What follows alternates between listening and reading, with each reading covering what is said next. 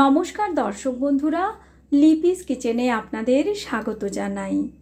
ইলিশ মাছের অনেক রেসিপি তো আপনারা বানিয়ে খেয়েছেন।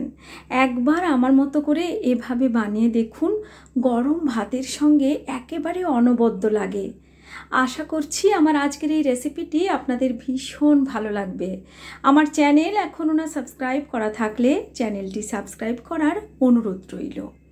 এখানে আমি 6 পিস ইলিশ মাছ ভালো করে ধুয়ে জল ঝরিয়ে রেখেছিলাম। এখন পরিমাণ মতো লবণ আর হলুদ দিয়ে দিলাম। লবণ হলুদকে খুব ভালো করে মাছের গায়ে হাত দিয়ে ঘষে ঘষে মেখে নিলাম। মাছটাকে লবণ হলুদ মেখে মোটামুটি 10 মিনিট মতো রেখে দিচ্ছি ম্যারিনেট হওয়ার জন্য। সেই সময় আমি এখানে প্রায় 5-6টার মতো কাঁচা লঙ্কা বেটে নিচ্ছি। আজকের রান্নাটা কিন্তু এই কাঁচা লঙ্কা বাটা দিয়ে হবে, তাতে করে ফ্লেভারটা দুর্দান্ত হয়। এবার এখানে আমি 1 চামচ জিরে নিয়েছি, পরিমাণ মতো জল দিয়ে শিলবাটাতেই বেশ মসৃণ করে জিরেটা বেটে নিলাম। জিরে গুঁড়ো ব্যবহার করার থেকে যদি জিরেটা বেটে নিয়ে এভাবে ব্যবহার করা হয় তাহলে ফ্লেভারটা খুব সুন্দর হয়। 1/2 চামচ কালো সর্ষে, 1/2 চামচ হলুদ সর্ষে, অল্প লবণ ও জল দিয়ে মসৃণ করে বেটে নিলাম। মশলা কিন্তু খুব অল্প পরিমাণে ব্যবহার করছি, এর থেকে বেশি মশলা কিন্তু দেওয়া যাবে না। 1/4 টিস্পুনের মতো হলুদ গুঁড়ো আর দিচ্ছি জাস্ট 1 চামচ মতো কাশ্মীরি লাল লঙ্কার গুঁড়ো, যাতে করে রঙটা সুন্দর হয়। এবার এখানে যে জিরেটা বেটে রেখেছি, 1 চামচ জিরে আমি বেটে রেখেছিলাম, সেটা এখানে দিয়ে দিলাম।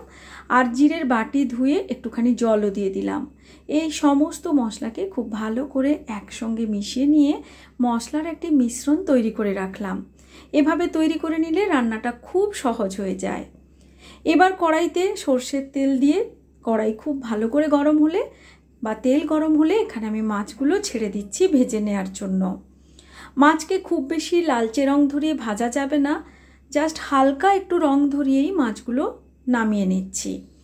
এর থেকে বেশি কড়া করে ভাজলে কিন্তু স্বাদটা অতটা ভালো পাওয়া যাবে না। এভাবেই আমি সমস্ত মাছগুলো ভেজে নিচ্ছি আর তারপর মাছ ভাজার একটু তেল তুলে রাখছি। গরম ভাতে খেতে খুবই ভালো লাগে। এবার এই তেলের মধ্যে দিয়ে দিচ্ছি অল্প একটু কালো জিরে আর কাঁচা লঙ্কা বাটা। একদম লো ফ্লেমে কয়েক সেকেন্ড নাড়াচাড়া করব, এতে করে কাঁচা লঙ্কা বাটার সুন্দর ফ্লেভার তেলের মধ্যে ভালো করে মিশে যাবে। কয়েক সেকেন্ড ভেজে নেওয়ার পর এখানে সেই মশলার মিশ্রণ দিয়ে দিলাম। ফ্লেমটাকে লোতে রেখেই একটু সময় নিয়ে কিন্তু এখন মশলাটাকে আমাদের কষিয়ে নিতে হবে। ততক্ষণ পর্যন্ত মশলা কষাবো যতক্ষণ না মশলার এক্সট্রা জলীয় ভাবটা শুকিয়ে গিয়ে তেলটা ছেড়ে বেরিয়ে আসছে। মশলা কষাতে কষাতেই এখানে পরিমাণ মতো লবণটাও যোগ করে দিয়েছি। দেখুন মশলা সুন্দর কষানো হয়ে গিয়ে তেলটা একদম সুন্দর ছেড়ে গেছে। এখন এখানে আমি প্রায় 1 কাপের মতো জল দিয়ে দিচ্ছি। জলটা দেওয়ার পর কিন্তু ফ্লেমটাকে একদম হাই করে দিয়েছি, যাতে ঝোলটা খুব চটজলদি ভালো করে ফুটতে শুরু করে। ঝোল খুব ভালো করে ফুটতে শুরু করলে তারপর যে সর্ষেটা আমরা বেটে রেখেছি সেটা এখানে দিয়ে দিচ্ছি।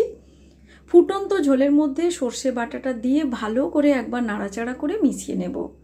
আর তারপর ঝোলটাকে অন্তত 3 থেকে 4 মিনিট এভাবেই ফুটতে দেব। খুব ভালো করে যখন ঝোলটা ফুটে যাবে 3-4 মিনিট, তারপর কিন্তু আমি ভেজে নেওয়া মাছগুলো এখানে দিয়ে দিচ্ছি। সমস্ত মাছগুলো দিয়ে তারপর ঝোলের মধ্যে হালকা হাতে মিশিয়ে নিতে হবে, যাতে না মাছের টুকরোগুলো ভেঙে যায়। এরপর আমরা এখানে কয়েকটি চেরা কাঁচা লঙ্কা দিয়ে দেব সুন্দর ফ্লেভারের জন্য। মাছ ভাজার তেলটাও দিয়ে দিলাম আর তারপর কাঁচা লঙ্কা দিয়ে ঢাকা দিয়ে রান্না করব লো ফ্লেম করে। মোটামুটি আর বেশি সময় রান্নাতে লাগবে না, প্রায় 6-7 মিনিট মতো লাগবে। 4-5 মিনিট রান্না করার পর আমি এখানে ঢাকনা খুলে কয়েক দানা চিনি দিচ্ছি। এতে করে রান্নাটা একেবারেই মিষ্টি হবে না।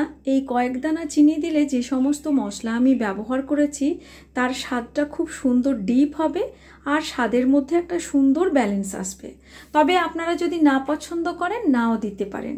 তারপর ঢাকা দিয়ে আরও 2-3 মিনিট রান্না করে স্ট্যান্ডিং টাইম দিয়ে ফ্লেম অফ করে রেখে দিয়েছিলাম 4-5 মিনিটের জন্য। আমাদের ইলিশের তেল ঝাল একদম রেডি।